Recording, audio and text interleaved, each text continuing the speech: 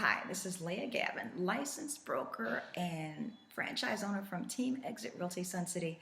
Just sharing some information with you today. Today is something that is impacting all of us that are working from home. Today's conversation is about effective ways for online meetings.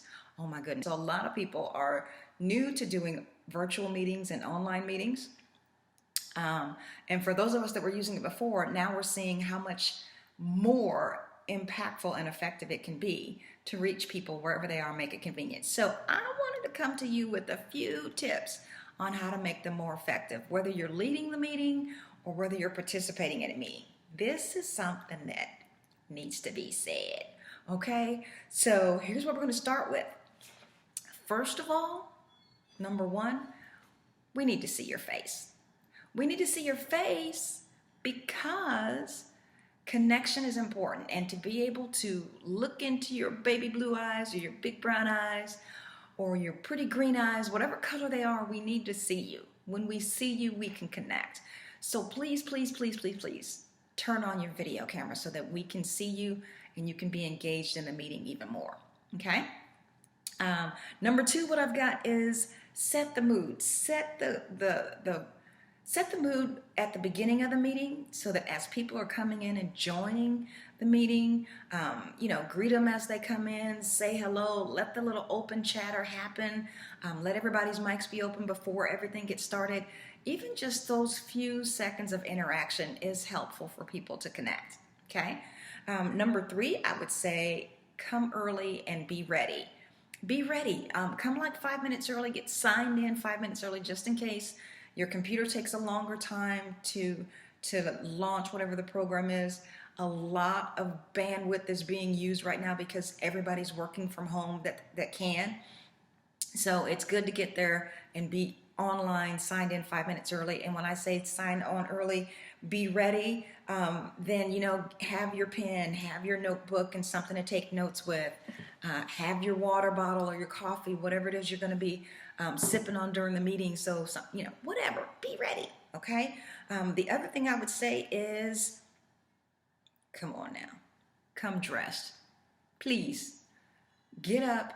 Just because you're working from home does not mean it's okay to come to your morning meeting in your fuzzy slippers, your pajamas, and, with sleep still in the corner of your eyes and your wife beater t-shirt. No. Come dress. Do it like you're getting ready to go to the office.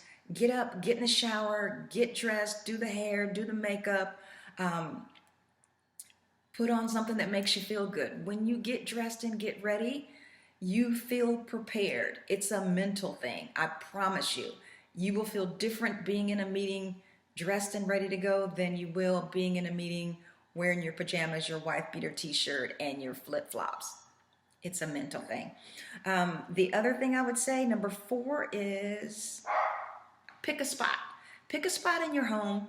I know you got to work out spaces because everybody's working from home. In our house, we got 3 people working from home. So I'm usually the mobile person. Some days I'm working in here. Some days I'm working out on the patio. Some days I'm working in the back office. Some days I'm working in my office when everybody else is gone. So pick a spot, a quiet workspace. If you can, close the door behind you and use that dedicated space. The next one I have on here is watch your 6.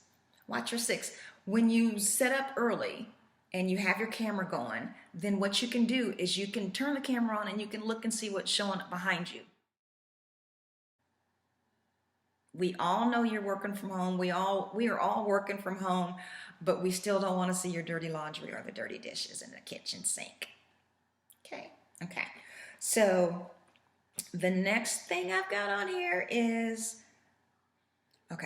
don't take this the wrong way. Please, parents, do not take this the wrong way. We know your kids are probably super, super adorable, but most of us do not want to see your kids joining our meeting while we're trying to get things done.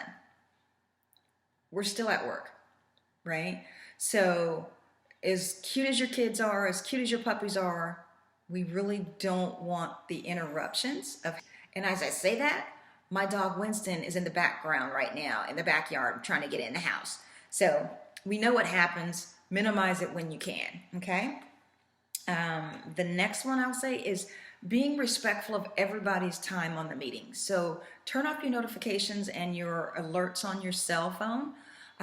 Turn off your ringer on your cell phone so that if you get a call, it doesn't interrupt the meeting and break everybody's train of thought and the conversation that you're working on. Another thing I've got listed on here is to respect other people's time by having an agenda. So this is really about the person that's setting the meeting, right? When you start the meeting, have the agenda of this is what we're here to cover today. This is what we're going to talk about. This is why we're here. You should already know that coming in, but it's a good reminder for those that have dialed in. Here's the most effective use of our time together, right? And then give roles. Assign a timekeeper.